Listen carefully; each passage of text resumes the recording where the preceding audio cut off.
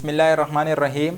This is Shafqat Mahmood Yusufzai and you people are watching Smart Law lecture.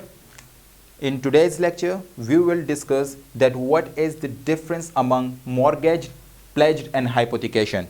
The word mortgage is basically defined in section 58 of the Transfer of Property Act 1882. देखिए, जब हम अपनी immovable property पे किसी third person से कुछ पैसे लेते हैं तो इसको कहा जाता है कि हमने अपनी इमूवेबल प्रॉपर्टी को उसके पास मॉर्गेज करवा दिया है। ठीक है, यानी कि मॉर्गेज सिर्फ और सिर्फ एप्लीकेबल है जहां हम अपनी इमूवेबल प्रॉपर्टी को किसी थर्ड पर्सन के पास मॉर्गेज करवा देते हैं। अब हम इसके डिफिनीशन पे नजर डालेंगे कि सेक्शन 58 में क्या कहा गया है। सेक्शन 58 में दरअसल कहा गया है कि मॉर्गेज में जो है interest transfer in specific immovable property, यानी कि मॉर्गेज में सिर्फ और सिर्फ हम इंटरेस्ट ट्रांसफर करते हैं किसी स्पेसिफिक इमूवेबल प्रॉपर्टी में। इंटरेस्ट किसे कहते हैं? जैसे कि ये मेरी प्रॉपर्टी है तो मेरा इसके साथ अपना एक दिली जुड़ाव रहता है, तो वो जो मेरा इंटरेस्ट है मेरी इस प्रॉपर्टी में वो मैं ट्रांसफर कर देता हूं अगर मैं किसी थर्ड पर्सन से लोन लेता हूं। थर्ड पर्सन मींस कोई भी फाइनेंशियल इंस्टीट्यूशन हो या कोई भी बैंक हो, तो डेफिनेटली जब मैं ह्यूज अमाउंट का लोन लेता हूं तो वो लोग जो है कुछ सिक्योरिटी में मेरे से कुछ सिक्योरिटी में रख लेते हैं ताकि इन केस फ्यूचर में मैं पैसे वापस ना कर सका तो वो वही प्रॉपर्टी को बेच के जो है अपने पैसे रिकवर कर लेते हैं। तो this is called mortgage. Mortgage में हम सिर्फ और सिर्फ इंटरेस्ट ट्रांसफर करते हैं मगर हम मॉर्गेज में ओनरशिप ट्रांसफर नहीं करते हैं। जैसे कि हम सेल में ट्रांसफर करते हैं ओनरशिप, जैसे कि हम गिफ्ट में ट्रांसफर कर देते हैं ओनरशिप, जैसे कि हम एक्सचेंज में ओनरशिप ट्रांसफर करते हैं, मगर मॉर्गेज में सिर्फ और सिर्फ हम इंटरेस्ट ट्रांसफर करते हैं। इन स्पेसिफिक इमूवेबल प्रॉपर्टी का मतलब यह है कि जिस प्रॉपर्टी पे मैं लोन ले रहा हूं किसी थर्ड पर्सन से, वो प्रॉपर्टी स्पेसिफिक होनी चाहिए। फॉर एग्जांपल, मैं हूं, मुझे लोन चाहिए और मेरी बहुत सारी प्रॉपर्टीज़ हैं। फॉर एग्जांपल, खैबर पुख्तनख्वा में मेरी जो है प्रॉपर्टीज़ हैं, इसी तरीके से इस्लामाबाद में, कराची में।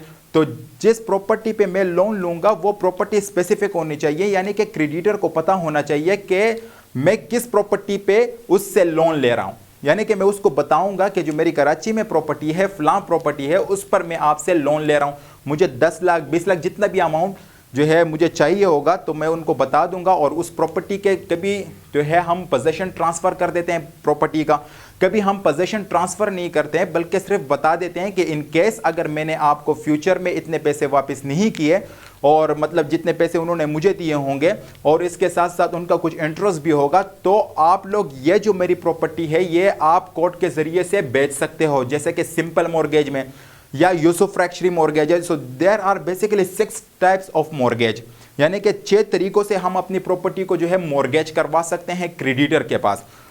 इसी तरीके से पोजेशन में और में not be transfer.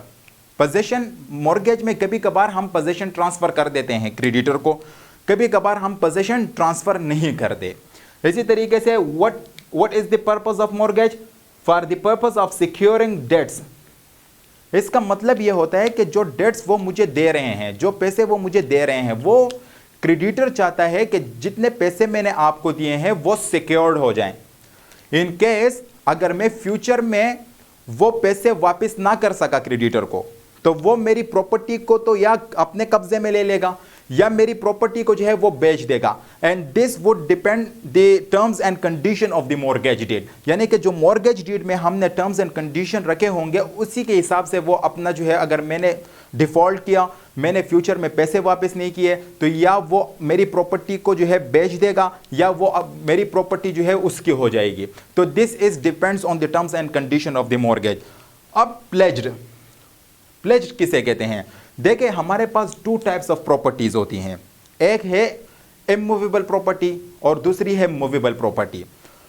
Mortgage, the word mortgage is only applicable for immovable property. जहां पर हम इमूवेबल प्रॉपर्टी पे किसी थर्ड पर्सन से लोन लेते हैं तो वहां इंप्लीमेंट किया जाता है कि दिस इज कॉल्ड मॉर्गेज। और इसी तरीके से प्लेज जो है, प्लेज जहां हम अपनी मूवेबल प्रॉपर्टी पर किसी थर्ड पर्सन से लोन लेते हैं, so this is called pledged.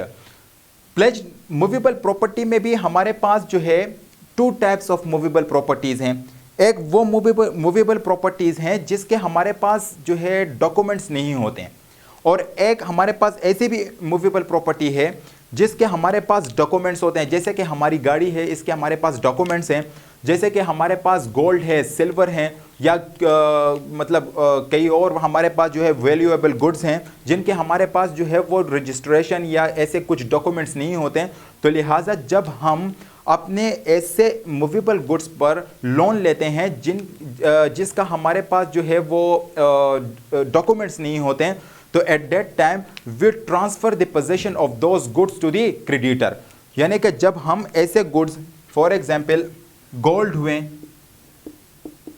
Silver या दीगर और जो है वैल्यूएबल गुड्स हुए, जब हम उस पर किसी थर्ड पर्सन से लोन लेते हैं तो हम इसका जो है फिजिकल पोजीशन ट्रांसफर कर देते हैं क्रेडिटर को। और हाइपोथिकेशन, फॉर एग्जांपल मैंने अपनी गाड़ी पर लोन लिया हुआ है, ठीक है, और मैंने अपनी गाड़ी के जो डॉक्यूमेंट्स है वो क्रेडिटर्स के पास रख दिए हैं। अलबत्ता मैंने पोजीशन ट्रांसफर नहीं किया, गाड़ी अब भी मेरे पास है, गाड़ी अब भी मैं ही चलाता हूं, मगर सिर्फ और सिर्फ मैंने जो गाड़ी के डॉक्यूमेंट्स हैं वो जब मैं ट्रांसफर कर दूं क्रेडिटर को, so this concept is called hypothecation. Hypothecation, पहले प्लेज को देखते हैं कि प्लेज क्या है। प्लेज में है deal with any movable property, यानी कि प्लेज जो है ये सिर्फ डील करता है मूवेबल प्रॉपर्टी पर, यानी जहां हम अपनी मूवेबल प्रॉपर्टी का पोजीशन ट्रांसफर कर दें क्रेडिटर को फॉर सिक्योरिंग द डेट्स, तो this is called pledged. Position is transferred. Pledged में हम जिस गुड्स पर पोजीशन, जिस गुड पर हम लोन लेते हैं उसका पोजीशन हम ट्रांसफर कर देते हैं क्रेडिटर के पास, यानी कि वो क्रेडिटर के पास एज अ सिक्योरिटी रहता है, और जब हम अपने पैसे वापस कर देंगे तो वो हमें अपना जो वैल्यूएबल गुड्स है वो वापस कर देगा। इसी तरीके से hypothecation deals with movable property. Hypothecation भी सिर्फ और सिर्फ डील करता है मूवेबल प्रॉपर्टी पर। इसी तरीके से पोजीशन इज नॉट ट्रांसफर। अभी मैंने आप लोगों को बताया कि मेरी जो गाड़ी है, मेरी गाड़ी है, उस पर मैंने लोन लिया हुआ है, मगर मैंने गाड़ी की जो पोजीशन है वो ट्रांसफर नहीं किया है। सिर्फ और सिर्फ मैंने गाड़ी की जो डॉक्यूमेंट्स है वो सबमिट करवा दिए हैं क्रेडिटर्स के पास, और कहा कि अगर इन केस मैं डिफॉल्ट करता हूं फ्यूचर में तो आपके पास मेरी गाड़ी के जो डॉक्यूमेंट्स है वो मौजूद रहेंगे, आप मेरी गाड़ी को बेच भी सकते हो या फ्यूचर में आप मेरी गाड़ी को जो है अपने कब्जे में भी ले सकते हो। ओनली डॉक्यूमेंट आर ट्रांसफर्ड या ओनली डॉक्यूमेंट्स आर सबमिटेड। सिर्फ और सिर्फ हम डॉक्यूमेंट ट्रांसफर कर देते हैं या डॉक्यूमेंट जो है क्रेडिटर के पास सबमिट करवा देते हैं। तो यहां पर जो ट्रांसफर है, जो अपनी प्रॉपर्टी को ट्रांसफर करता है क्रेडिटर के पास, so that transfer is called mortgager. उसको हम कहते हैं मॉर्गेजर। और जिसको वो ट्रांसफर करता है, यानी कि मॉर्गेजर जो है जिसको ट्रांसफर करता है अपनी प्रॉपर्टी क्रेडिटर को, तो क्रेडिटर को कहा जाएगा मॉर्गेजी। ट्रांसफर को कहा जाता है मॉर्गेजर और ट्रांसफरी को कहा जाता है मॉर्गेजी। और जो पैसे हमें मिलते हैं ट्रांसफर से, तो ट्रांसफरी से जो पैसे हमें मिलते हैं उसको कहते हैं प्रिंसिपल अमाउंट या मॉर्गेज्ड मनी। और जो डीड्स तैयार की जाती है उसे कहा जाता है मॉर्गेज डीड। इसी तरीके से ये जो प्लेज्ड है ये बताया गया है 172 सेक्शन में, यानी कि section 172 of the contract act 1872 में बताया गया है कि प्लेज किसे कहते हैं। Pledge is basically the bailment of goods. हम अपने गुड्स की जो पोजीशन है वो ट्रांसफर कर देते हैं। इसी तरीके से यहां पर जो बेलर है, जो ट्रांसफर करने वाला है, ट्रांसफर जो है उसको बेलर भी कहा जाता है और साथ में उसको पॉनर भी कहा जाता है। और जो ट्रांसफरी है, जिसको ट्रांसफर किया जाता है गुड्स, उसको कहा जाता है बेली और या पोनी, दोनों कहा जाते हैं, बेलर पॉनर, बेली पोनी। इसी तरीके से हाइपोथिकेशन में हम पोजीशन ट्रांसफर नहीं करते। तो आज के लेक्चर में सिर्फ इतना ही, और अब तक के लिए मुझे इजाजत दीजिएगा। अल्लाह हाफिज।